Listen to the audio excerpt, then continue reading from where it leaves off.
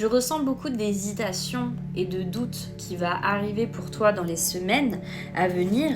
Le truc étant, c'est que c'est ton cœur qui ne s'allume plus, qui est complètement éteint et qui ne te fait voir que le verre à moitié vide plutôt que le verre à moitié plein.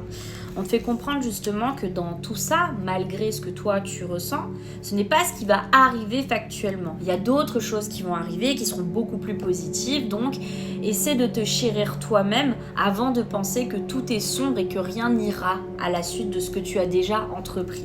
Parce qu'en soi, comme je te l'ai dit, ça ne vient que de toi. Ce n'est pas une réalité, c'est ce que toi tu ressens. Et ce que tu ressens n'est fondamentalement pas écrit dans l'avenir, ok ?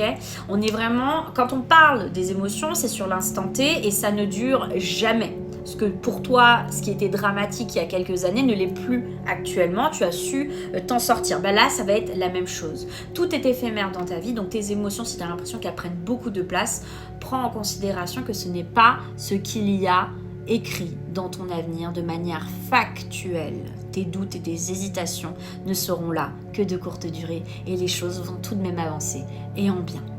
Sur ce, abonne-toi, moi c'est Mélissa, tu sais très bien que je live le matin et le soir, prends soin de toi, n'oublie pas que tu peux me retrouver aussi sur mon site internet, je suis certifiée, ça fait bientôt 3 ans que je suis sur les réseaux d'ailleurs, et merci à tous aussi de m'avoir apporté des messages d'encouragement par rapport à l'histoire de mon fils sur RTL, je vous embrasse tous très fort.